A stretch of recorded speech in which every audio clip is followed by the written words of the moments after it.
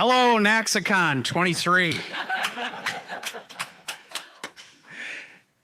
My name's Jim Goener, and I am so excited to talk about the transformation of authorizing using purpose, principles, and values.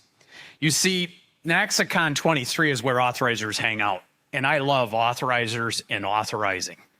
And the reality is most people don't know what an authorizer is or even what they do. But I do. I was one. I helped found groups at a state and national level where authorizers get to hang out and learn and grow together.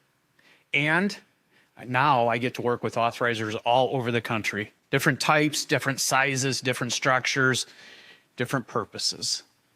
And so I want to share with you a few things that I've learned and observed. And if you are familiar with the great John Wooden quote, it's what you learn after you know it all that really counts. And so I'm still learning and growing, but here's what I want to share with you. Authorizing's pivotal. Authorizing's fundamental. There is no charter school in America that doesn't begin by getting chartered by an authorizer. There is no charter school in America that continues without getting its contract renewed by an authorizer. Authorizers play a pivotal, fundamental role in chartering. But authorizing's hard. When you think about it, you're regulating freedom. Think about those two words, regulating freedom. And charter school people tend to be mavericks. So how do you regulate mavericks? Carefully, yes? But are you really regulating them? What does an authorizer bring to the table?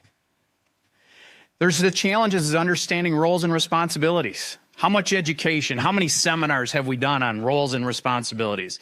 And all the information that comes with that. Navigating relationships.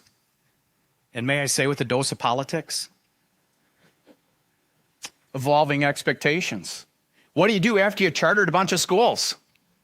What do you do after you got renewal down to a science and there's no mystery in it? What do you do when people aren't applying for charters anymore? What do you do if you started this 10 years ago, 20 years ago, or 30 years ago? What's the future? How do you add value? So I also see a lot of frustrations, and that bothers me because I love authorizers. And I also see fatigue. So let's talk about that. How do we deal with this? Well, let's talk about 6 trends that I have been seeing. Number 1, I see authorizers still trying to figure out where the line is. The veterans would know the line stood for where's support and versus where's oversight. And we're still struggling with that in far too many cases. I see paralysis around the golden question. Well, we still haven't defined quality. Well, I'm here to tell you that people with lots of money, lots of time, lots of brains, lots of resources have been trying to define what a quality education means and how to measure it. And I don't think we're going to solve that problem. But we still have to struggle with the definition of quality. And we can use a broader concept of achievement. We're also trying to figure out what to do with the bad actors. And yes, we have bad actors. There's people that want to be around kids that shouldn't. There's people that don't use taxpayer money as good stewards, and we have to deal with those. But we have the problem of the classroom teacher. When a student's misbehaving, do we punish the whole class? Do we address the issue? Those are serious issues with authorizing. But once you start down the train, without that clear purpose and mission, you can become a firefighter, running after fire after fire after fire. And so what I see is a need for us to go uphill and look at prevention. And isn't that better to do fire prevention than firefighting? Dealing with the symptoms versus the symptoms, right? The symptoms never end. But we can do the prevention and the root cause analysis.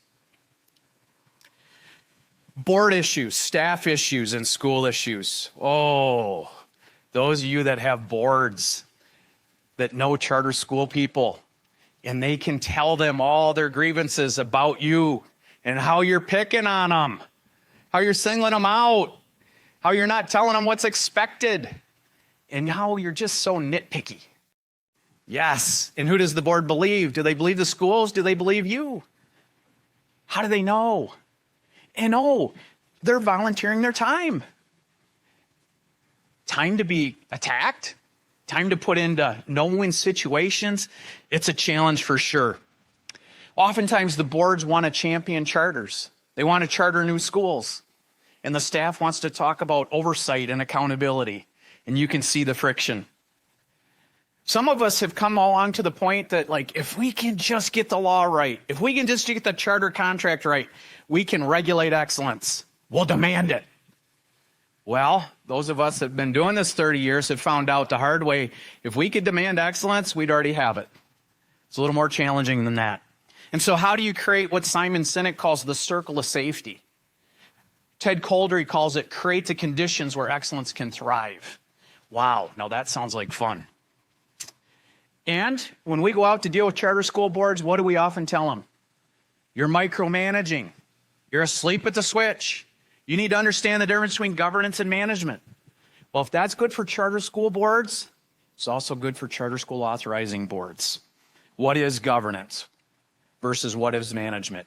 What do you delegate and what do you get into front and center as a board? And what do all these challenges do? They cause us to be risk averse. And now is not the time to be risk averse. The time is to be more bold. And so when we talk about that, there's this issue of complexity and control. And it's going back to my doctoral work, but it's so compelling that when you have complexity like we do as authorizers, our natural tendency is to put more controls in place.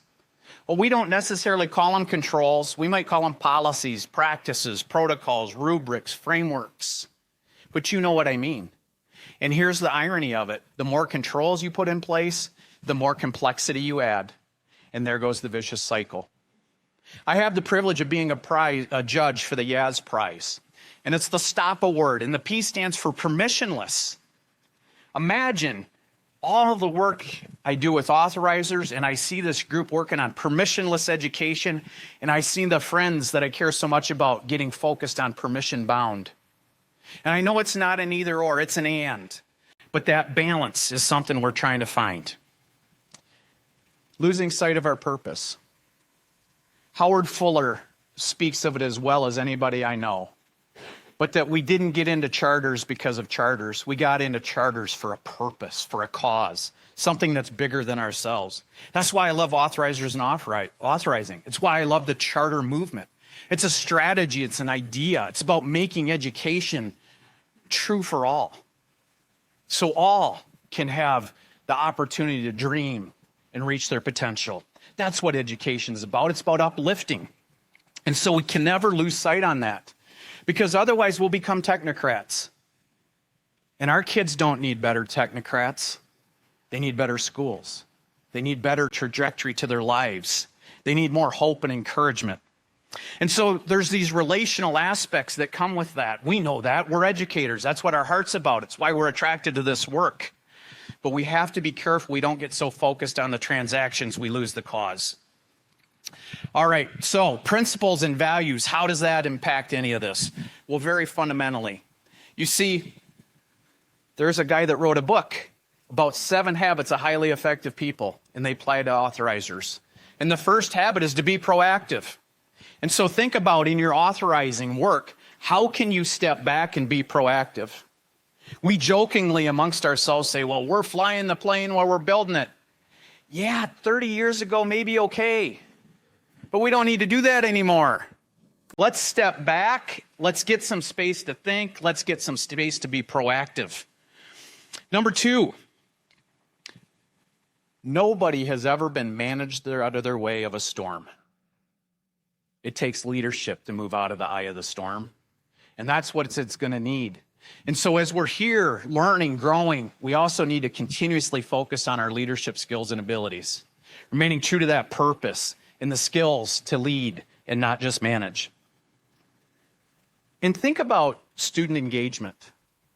I'm going to go back to one of the godfathers of the charter idea, Ted Koldery, who wrote the district exclusive needs to be removed. And what he meant by that is somebody besides only the district should be able to offer public education in a community. And think about where we are 30 years now.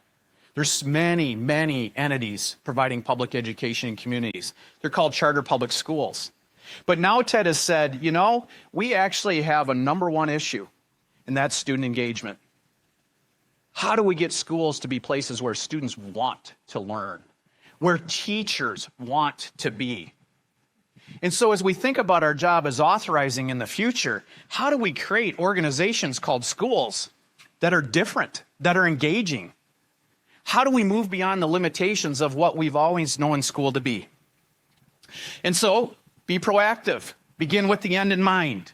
Put first things first. Think win-win. We think of our teams and we often think of our board and our staff.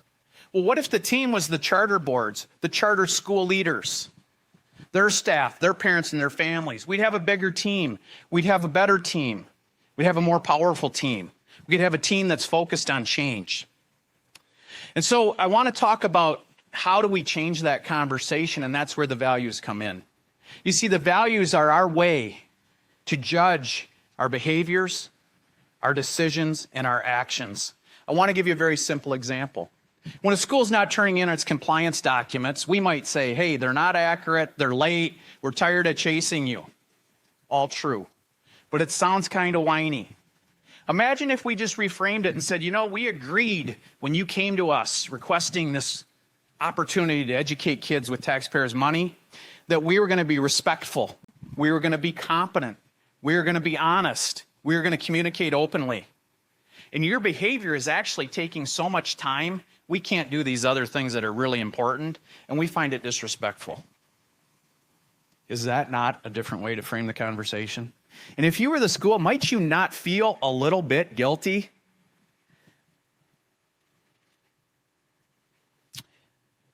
So ultimately, what are we about?